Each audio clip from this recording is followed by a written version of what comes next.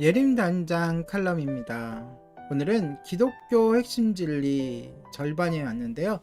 그 50번째 죄입니다.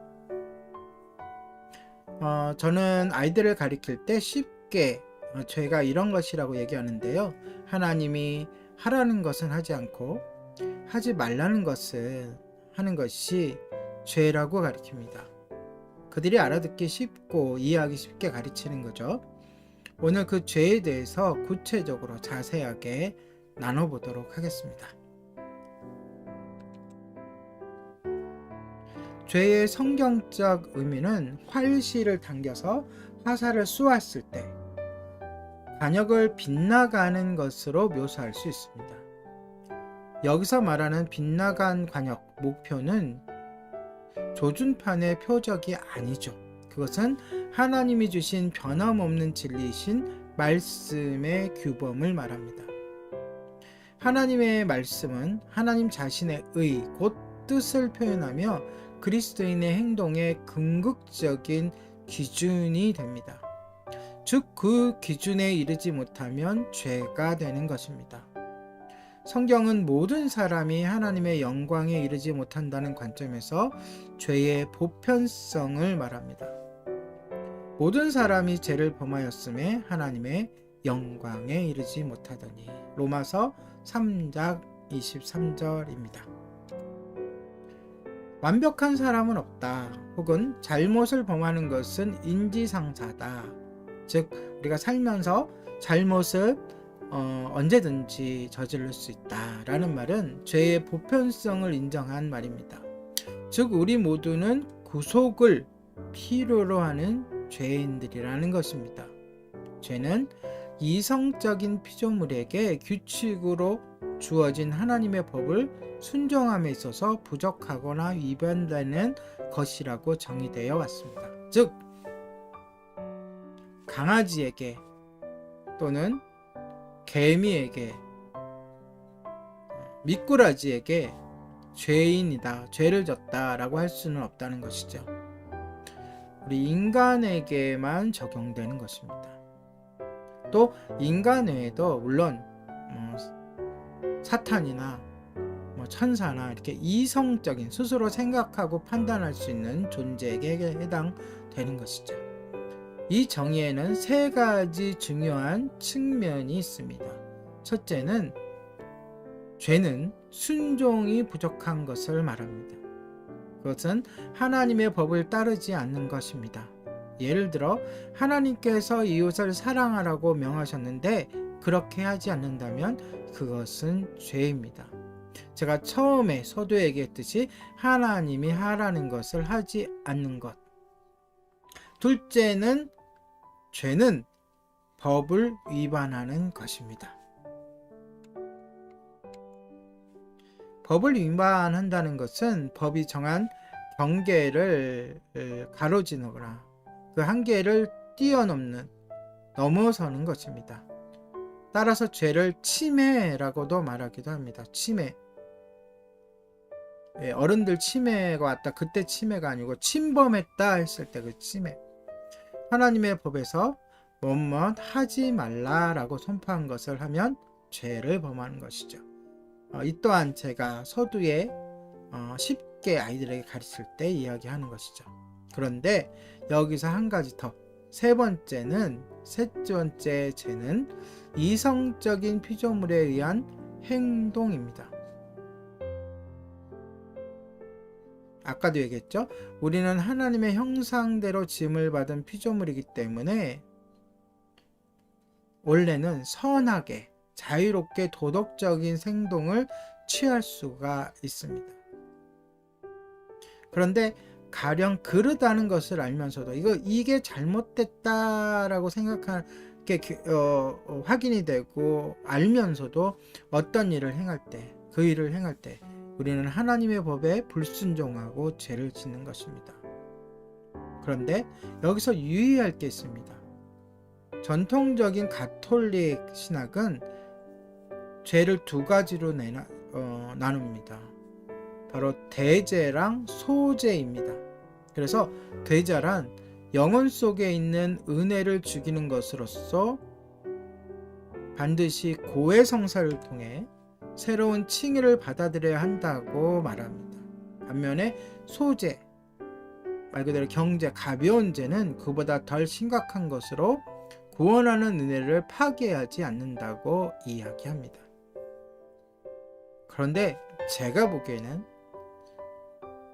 제가 판단하기에는 이것은 억측입니다. 성경에 맞지 않습니다. 반면 개신교는 로마 카톨릭 신학의 이 소재와 대제의 구분을 받아들이지 않죠.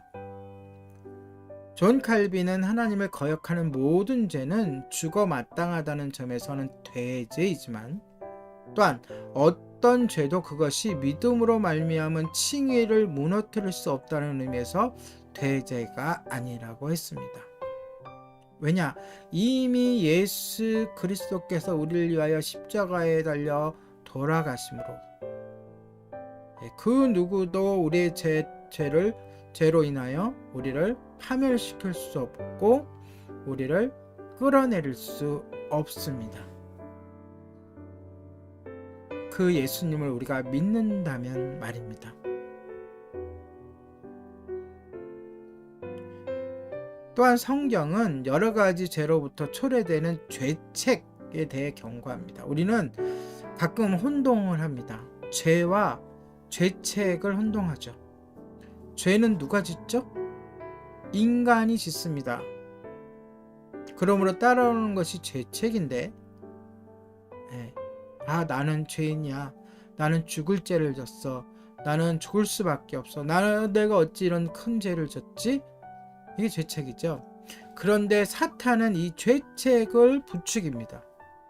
야고보는 율법의 한 부분을 범하는 것이 율법 전체를 범하는 것이라고 경고했습니다.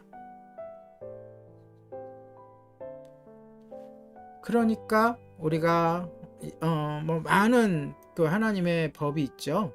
하나님의 그 뜻이 있지만 대표적으로 우리 쉽게 알기 위해서 십계명이라고 예를 들어 봅시다. 대표적으로 그 중에 단 하나라도 지은 것과 10개 다 범한 것은 똑같이 다 죄인이라는 것이죠.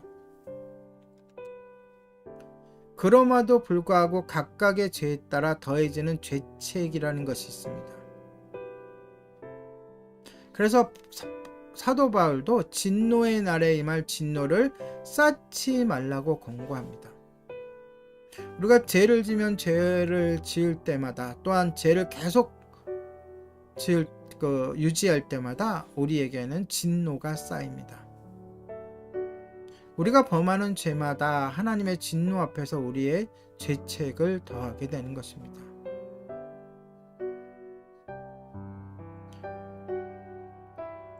그럼에도 불구하고 하나님의 은혜는 우리의 죄책을 모두 합한 것보다 크십니다.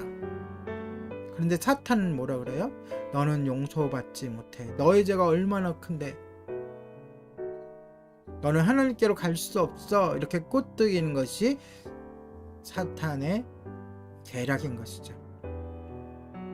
성경은 하나님의 말씀을 진지하게 보고 인간을 진지하게 보기 때문에 죄도 심각하게 생각합니다.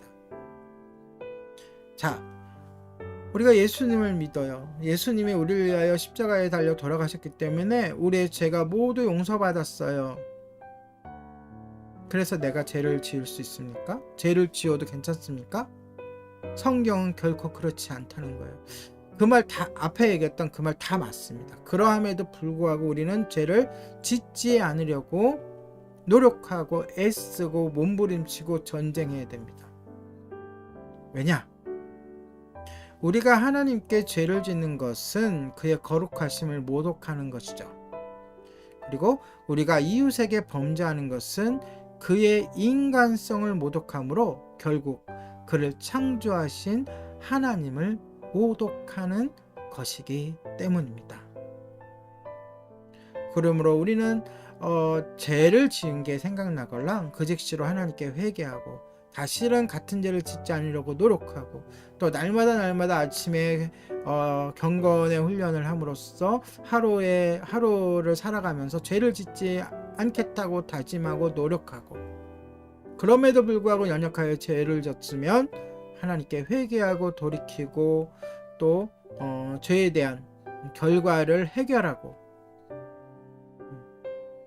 나의 죄 때문에 누군가 피해를 봤다면 그것을 회복시켜주고 가서 용서를 빌어주고, 무엇보다 하나님께 하나님의 의회를 간구하고 하나님께서 우리를 인도해 주실 것을 늘 구해야 할 것입니다. 오늘 이렇게 해서 죄에 대해서 아주 많은 것을 다루지 못했지만 핵심적인 부분들을 다루었습니다. 예림단장 칼럼이었습니다.